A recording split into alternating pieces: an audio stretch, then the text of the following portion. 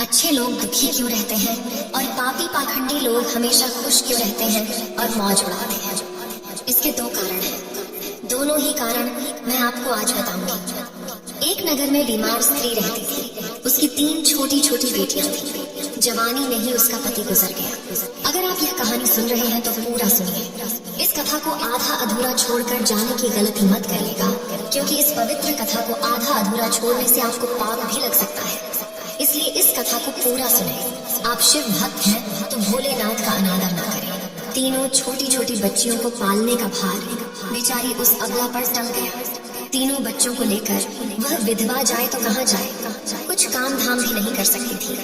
ऊपर से समाज के उल्टी सीधी बातें उसे कुछ नहीं करने देती थी। बेचारी लाचार उस महिला को कोई भी सहारा नहीं था। वह अपने पति को याद करके उन बच्चियों को जैसे तैसे पाल रही थी। पति के गम में बीमार पड़ गई। उसे उन बच्चियों की चिंता थी, किस तरीके से इनका पालन पोषण होगा। उन्हीं बातों को सोच सोच कर एक दिन उसकी तबीयत और ज्यादा बिगड़ गई और उसका अंतिम समय भी निकट आ गया। धर्मराज का एक दूत उस विधवा स्त्री के प्राण लेने धरती पर आया, लेकिन वहाँ का नजारा देखकर वो दुविधा में पड़ गया। उसने देखा महिला जमीन पर पड़ी हुई है और उसके आगे पीछे कोई भी नहीं। सिर्फ उसकी 3 बेटियां उसके ऊपर सिर रखकर पड़ी हुई हैं और रोए जा रही हैं। ये देखकर उसको दया आ गई और वह बच्चियां अपनी माँ को रो रो कर जगा रही थी। फिर दूत ने सोचा कि इनका पिता तो पहले ही मर चुका है। अगर मैं इसी स्त्री के प्राण लेकर गया तो ये बच्चियां किसके सहारे रहेंगी? कौन इनका पालन पोषण करेगा? यह सोचकर वह देवदूत उस स्त्री के प्राण लिए बिना ही लौट गया। धर्मराज कहते हैं, तुम तो उस स्त्री के प्राण लेने गए थे, फिर खाली हाथ कैसे आए? तब देवदूत कहता है, हे स्वामी, मेरी गलतियों को क्षमा करना। मैं चाहकर भी उस स्त्री के प्राण नहीं ला पाया। अगर मेरी जगह आप होते तो शायद आप भी खाली हाथ ही लौट कर आते।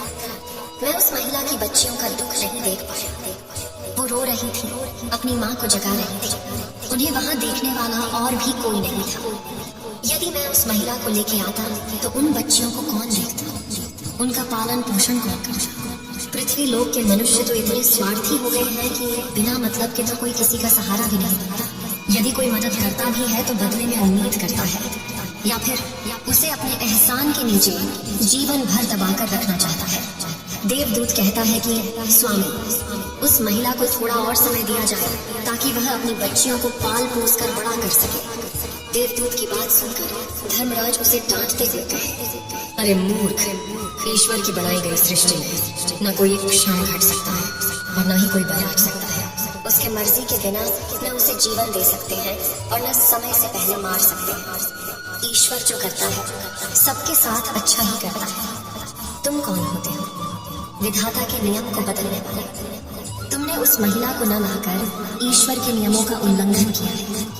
तुमने बहुत बड़ा अपराध कर दिया है, इसलिए तुम्हें इसका परिणाम भोगना ही पड़ेगा। जिस पृथ्वी के मनुष्य से तुम्हारी ममता है, उस पृथ्वी पर मनुष्य बनकर अपना पाप भोगो। देवदूत कहता है कि हे स्वामी, धरती लोक से मेरा उद्धार कब होगा और कैसे होगा? धर्मराज कहता है, धरती पर जाकर तुम अपनी मूर्खता पर 3 बार खिल लाकर हंस लोगे, उस समय ही तुम्हारा उद्धार हो जाएगा। इतना कहकर धर्मराज ने उस देवदूत को धरती पर ढकेल दिया। वह धरती पर मनुष्य शरीर में हो चुका था। उसके शरीर पर वस्त्र नहीं थे। धरती लोक का एक नियम ही है, जो मनुष्य जन्म लेता है उस समय वह नग्न ही होता है। देवदूत ने जन्म तो नहीं लिया और वह निर्वस्त्र ही एक सड़क के किनारे पड़ा। ठंड से ठिठुर रहा था। वहाँ से एक मोची गुजर रहा था। वह मोची अपने बच्चों को ठंड से बचाने के लिए कपड़े लेने जा रहा था। रास्ते में ठंड से ठिठुरते एक नग्न व्यक्ति को देखकर उस मोची को दया आ गई। उसने अपने बच्चों को तो कपड़े नहीं लिए, लेकिन इस देवदूत को कपड़े और कंबल जरूर खरीद दिए और कपड़े लाकर उस देवदूत को दे दिए। देवदूत कहने लगा, भाई, आपने मुझे कपड़े देकर मुझ पर बहुत बड़ा उपकार किया है, लेकिन कपड़े देकर आपने मुझे ठंड से तो बचा लिया, लेकिन मेरे पास न कोई घर है और न कोई परिवार है और न ही कोई भोजन का साधन है। तब मोची बोला, हे भाई, तुम मेरे घर चलो, मैं तुम्हारा सारा खर्चा उठा लूंगा। और वह मोची देवदूत को लेकर घर पहुंचा। उधर मोची की पत्नी ने देखा, उसका पति तो बच्चों को कपड़े लाने गया था, कपड़े डेढ़े तो कुछ लाया नहीं, उल्टा एक आदमी को घर बना लाया है। पत्नी अपने पति से झगड़ने लगी और उसे भला बुरा कहने लगी। यह देखकर वह देवदूत बहुत जोर जोर से हंस पड़ा। मोची पूछा, अरे भाई तुम हंसते क्यों? ऐसा क्या देख लिया आपने? तब देवदूत ने कहा, भाई मेरी हंसी का रहस्य मैं आपको नहीं बता सकता, समय आने पर मैं तुम्हें स्वयं ही बता दूंगा। देवदूत मोची के घर में रहने लगा और कुछ ही दिनों में उसने मोची का सारा काम सीख लिया। देवदूत के द्वारा बनाए गए जूते और चप्पल खूब बिक रहे थे। कुछ ही दिनों में मोची धनवान बन गया। दूर दूर तक उसके जूते फेमस हो गए थे। यहाँ तक कि राजा महाराजा भी उससे जूते बनवाने का आदेश देते थे। जब वह देवदूत उसके घर आया था, उसकी तो किस्मत ही चमक गई थी। धन की कोई भी कमी नहीं रही, सब कुछ अच्छा चलने लगा। एक दिन की बात है, राजा का एक सैनिक चमड़ा लेकर उस मोची के पास आया और बोला, देखो हमारे महाराज इसी चाम के बने जूते पहनना चाहते हैं। यह चाम बड़ा कीमती है, तुम ठीक से इससे एक जोड़ी जूते तैयार कर दो और यह चाम खराब नहीं होना चाहिए। इस बात का विशेष ध्यान रखना। इस चमड़े से सिर्फ जूते ही बनने चाहिए, भूल से भी इसकी चप्पल मत बना देना। राजा का सैनिक चमड़ा देकर चला गया। उधर मोची ने भी देवदूत को समझाया कि देखो राजा वाली बात है, इसमें कोई गलती न करना। चमड़ा भी बहुत कम है, इसलिए चमड़ा खराब नहीं होना चाहिए। जूते की वह कहकर गया है तो जूते ही बनाना। गलती से यदि चप्पल बना दूं तो जटिल से भी जटिल सजा जाएगा। मोची के इतना समझाने के बाद भी देवदूत ने चमड़े की चप्पल ही बनाई। चप्पल देखकर मोची की सांसें फूल गई। वह देवदूत को डांटने लगा, यहाँ तक कि डंडा लेकर उसे मारने के लिए दौड़ा, कहने लगा, अबे मूर्ख, तुझे बार बार समझाया था कि जूते ही बनाना, लेकिन तूने चप्पल बना दी। अब राजा हमें छोड़ेगा नहीं, तू भी मरेगा और साथ में मैं भी मारा जाऊंगा। तो हमारे पूरे घर को फांसी लगवा देगा। मोची को अत्यंत दुखी देखकर देवदूत एकदम से खिलखिलाकर हंसने लगा। मोची बोला, अबे मूर्ख आदमी, काम बिगाड़कर अब हंस रहा है। वो देखो जूते लेने राजा का सैनिक आ गया और बोला, हे मोची भाई, कल जो मैं चमड़ा देकर गया था उसके जूते मत बनाना, चप्पल बना देना, क्योंकि राजा साहब का देहांत हो गया और यहाँ की प्रथा है कि मरने वाले व्यक्ति को चमड़े की चप्पल पहनाकर अर्थी पर लिटाया जाता है। दूसरे दिन एक बुढ़िया के साथ 3 लड़कियां मोची की दुकान पर आई थी। उनकी शादी होने वाली थी और वे तीनों अपने लिए जूतों की नाप देने आई थी।